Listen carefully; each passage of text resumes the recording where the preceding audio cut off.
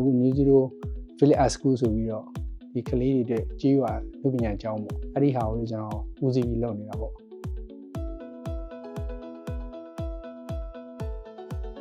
လူပညာတော့မဖြစ်တော့ကျွန်တော်တို့က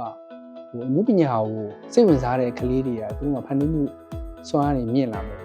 နောက်တစ်ခါအပြူတဘောဆောင်တဲ့ကျွန်တော်တို့စိတ်တွေဖြစ်လာမယ်ဆိုလို့ရှိရင်အနည်းဆုံးတော့လောကကြီးကိုသူတို့အကောင်းမြင်လာမယ်ဒီကြီးလေးရဲ့ကလေးကြီးကအဲ့လိုမဟုတ်ဘူးသူတို့ကပို့ပြီးတော့လိုက်နာမှုရှိတယ်နောက်တစ်ခါပို့ပြီးတော့သူတို့ကရှက်တယ်ပို့ပြီးတော့ကြောက်ရွံ့မှုရှိတယ်နော်သူတို့က trauma လိုဟာမျိုးပို့ပြီးများတယ်ပေါ့သူတို့ရဲ့ခံစားမှုတိုင်းပေါ့သူတို့လွတ်လပ်တာကြိုက်တူဆွဲဆိုအဲ့လိုမျိုးကျွန်တော်ကပေးဆွဲတဲ့ခါကျတော့သူတို့ဘဝထဲမှာရှိတာသူတို့လိုက်တယ်သူတို့ခံစားနေရတဲ့ဟာတွေချိုးကြလို့ရှိရင်သူတို့မိသားစုပြဿနာတွေပေါ့အဲ့ဒီဟာတွေကိုသူတို့ပေါအောင်ဆွဲလာတယ်ပေါ့အဲ့လိုမျိုးတွေ့လာတာပေါ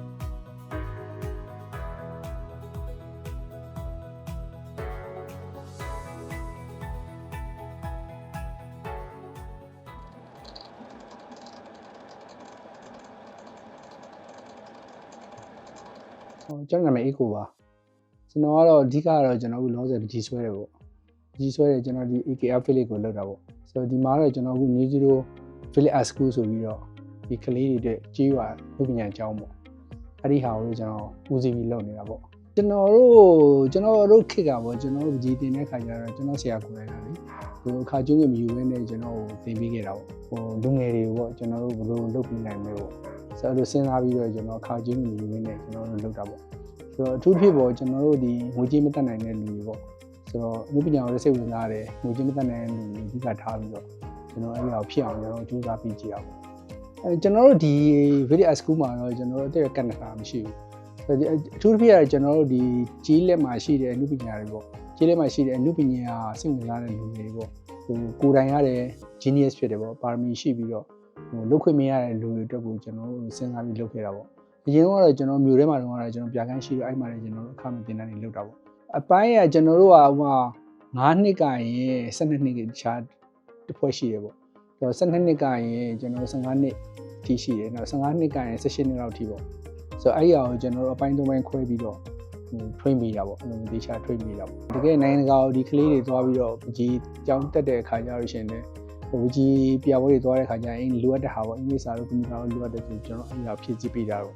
music ကတော့တချို့ကလေးတွေကြတော့သူက music ကိုစိတ်ဝင်စားတယ်စိတ်ဝင်စားတဲ့ခါကျတော့ကျွန်တော်ဒီ music ကိုပါထည့်ပြီးတော့လုပ်ပြီးတော့တရောရယ်နောက် piano ရယ်keyboard ပေါ့ keyboard က guitar ရယ်ပေါ့အဲ့သုံးမျိုးကိုကျွန်တော်တင်ပေးနေတာပေါ့နံပါတ်1အချက်ကကျွန်တော်တို့ဒီအနုပညာသမားဖြစ်ဖို့ကိုကျွန်တော်စဉ်းစားတာပေါ့နံပါတ်2အချက်ကကျွန်တော်တို့ကဘာလဲဆိုတော့အနုပညာသမားမဖြစ်တော့ကျွန်တော်တို့ကအနုပညာကိုစိတ်ဝင်စားတဲ့ကလေးတွေကသူတို့ကဖန်တီးမှုစွမ်းအားတွေမြင့်လာမယ်နောက်တစ်ခါအပြူတဘောဆောင်တဲ့ကျွန်တော်တို့စိတ်တွေဖြစ်လာမယ်ဆိုလို့ရှိရင်အနည်းဆုံးတော့လောကကြီးကိုသူတို့အကောင်းမြင်လာမယ်နောက်လောကကြီးမှာသူတို့ဒီလူလောကမှာသူတို့အပြက်စိတ်တွေမမွေးဘဲနဲ့ပေါ့လူကောင်းဖြစ်လာတဲ့စိတ်မျိုးမွေးလာတဲ့အနည်းဆုံးအဲ့လိုအဆင့်တော့ရောက်မှာပေါ့ဆိုတော့အဲ့ဒီဟာကိုလည်းအဓိကအခြေခံတာပေါ့ဆိုတော့ဒီပကြီးအနုပညာကဆိုတော့သူ့ဟာ theory အများဆုံးနဲ့ exam အများဆုံးသူကဖြစ်တယ်လေဆိုတော့အဲ့လိုဆိုတော့တကယ်တည်းကျရင်စီးပွားရေးမှာဖြစ်ဖြစ်ကျွန်တော်ဘယ်ခန္ဓာမှာဖြစ်ဖြစ်ဒီအနုပညာဆန်တယ်ဆိုလို့ရှိရင်ကောင်းတာပေါ့လေအဲ့လိုမျိုးပေါ့ဆိုတော့အဲ့ဒီဟာပေါ်မှာပဲကျွန်တော်တို့ကကြီးစရာဖြည့်ရေးမဖြည့်ရေးတဲ့ကျွန်တော်တို့ရဲ့ creation ပေါ့ creation ဖန်တီးမှုစွမ်းအားတွေကောင်းလာအောင်ပဲကျွန်တော်တို့အဓိကထားပြီးတော့ကျွန်တော်တို့တင်ပေးတာပေါ့ကျွန်တော်တို့အထူးသဖြင့်ပေါ့ဒီကျွန်တော်တို့မြို့မှာတင်တဲ့ကလေးတွေနဲ့ကျွန်တော်တို့ဒီချင်းတွေမှာတင်တဲ့ကလေးတွေမတူဘူးဗျမြို့ကတင်တဲ့ကလေးတွေကြာလို့ရှိရင်သူတို့ကပို့ပြီးတော့ freedom ဖြစ်တယ်ပို့ပြီးတော့လေစိုးတယ်လို့ပြောလို့ရတာပေါ့သူတို့ကမဟုတ်ရင်မဟုတ်သူတို့ခိုင်းတဲ့အတိုင်းမလုပ်ဘူးအဲ့လိုမျိုးသူတို့ကဥစားဖြစ်တယ်ပေါ့သိရမလားကျွန်တော်တို့ကခိုင်းတာတော့မဟုတ်ဘူးလေသူတို့လှုပ်ချင်တာပဲကျွန်တော်ဥစားပေးပြီးလုပ်တာပေါ့ဒီချင်းလေးရဲ့ကလေးကြီးကအဲ့လိုမဟုတ်ဘူးသူတို့ကပို့ပြီးတော့လိုက်နာမှုရှိတယ်နောက်တစ်ခါပို့ပြီးတော့သူတို့ကရှက်တယ်ပို့ပြီးတော့ကြောက်ရွံ့မှုရှိတယ်နော်သူတို့က trauma လိုဟာမျိုးပို့ပြီးများတယ်ပေါ့သူကချင်းလေးရဲ့ကလေးတွေကိုကျွန်တော်တို့ကပို့ပြီးတော့ကျွန်တော်ပို့ပြီးလွေးထွေးဆက်ဆံနေပို့ပြီးတော့ဥစားလုပ်ရတယ်ပေါ့နောက်မိဘတွေကမရှိဘူးပြစ်ပယ်ထားရတဲ့ဟာပေါင်းညင်ရတဲ့ပြစ်ပယ်ထားရတဲ့ကလေးတွေဆိုရှင်ကျွန်တော်တို့ဝိုင်းပြီးဖေးမှပြီးသူ့ကိုဥစားလုပ်ရတာပေါ့ချစ်အဓိကမြေတာတရားပြီးပြီးတော့ကျွန်တော်တို့ကဒီလူပညာနဲ့ဥစားလုပ်တဲ့ခါကျဒီကလေးကတစ်နှစ်တဲ့တစ်နှစ်ပေါ့စိုးမလာတော့ဘူးလေအဲ့လိုမျိုးလိမ်မာလာတယ်ပြောရတာဆိုတာအစားအကူယဉ်ကျေးလာတယ်အဲ့လိုမျိုးကြီးကျွန်တော်တို့တွေ့ရတယ်ပေါ့ဆိုတော့အဲ့တို့သတိထားကြည့်မိတဲ့ဟာပေါ့ ကျွန်တော်တို့ကသူတို့ကိုဘယ်လိုခေါ်မလဲဆိုတော့နိုင်ငံနဲ့ပတ်သက်တဲ့ဟာတွေကိုကျွန်တော်တို့ပြတယ် history တွေကျွန်တော်တို့ပြောပြတယ်ပြောပြပြီးတဲ့ခါကျသူတို့ရဲ့ခံစားမှုတိုင်းပေါ့သူတို့လွတ်လပ်ကြိုက်တူဆွဲဆိုတော့အဲ့လိုမျိုးကျွန်တော်တို့ကပေးဆွဲတဲ့ခါကျတော့သူတို့ဘဝထဲမှာရှိရတယ်သူတို့ light တွေသူတို့ခံစားနေရတဲ့ဟာတွေပေါ့အဲ့ဒီဟာတွေကိုသူတို့ထည့်ဆွဲတယ်ပေါ့တချို့ဆိုလို့ရှိရင်လည်းဒါသူတို့gay နေရဟာတွေပေါ့ gay နေရတွေသူရှင် gay နေရတွေပေါင်းပြီးဆွဲတယ်ချို့ကြလို့ရှိရင်လည်းသူတို့မိသားစုပြဿနာတွေပေါ့အဲ့ဒီဟာတွေကိုသူတို့ပေါအောင်ဆွဲလာတယ်ပေါ့အဲ့လိုမျိုးတွေတွေ့လာတာပေါ့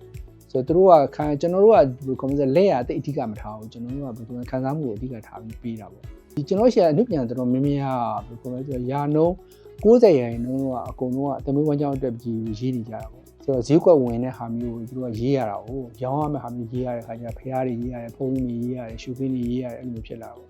ဆိုတော့အနုပညာမှာ2 line ရှိတယ်2မျိုးရှိတာပေါ့တစ်မျိုးကဘာလဲဆိုတော့အနုပညာရဲ့တည်တံ့သွားတဲ့ line ရှိတယ်ဆိုတော့အနုပညာရဲ့တည်တံ့သွားတဲ့ line ကြလို့ရှိရင်တော့သူကရောင်းမရောင်းသူခင်းမဆိုင်ဘူးလေသူရေးချင်တော့သူရေးမယ်သူ့ရဲ့ခံစားမှုတိုင်းသူပေါ်ထုတ်မယ်ဆိုတော့အဲ့ဒါတစ်ပိုင်းပေါ့ဆိုတော့အဲ့လို2ပိုင်းရှိတာပေါ့တော့ commercial ပဲသွားတဲ့ line နဲ့ကျွန်တော်ဒီအနုပညာအကိုပဲဒီသွားတဲ့ line 2 line ရှိတာပေါ့ကျွန်တော်တို့ကတစ်နှစ်တစ်ခါတော့ကျွန်တော်တို့တင်တန်းစင်ပွဲလုပ်တယ်တင်တန်းစင်ပွဲလုပ်ရင်ကျွန်တော်တို့ဒီမှာလည်းလုပ်တယ်နော်မျိုးထဲမှာကြာက2 ခါငှားပြီးတော့တင်တန်းစင်ပွဲလုပ်တယ်ပေါ့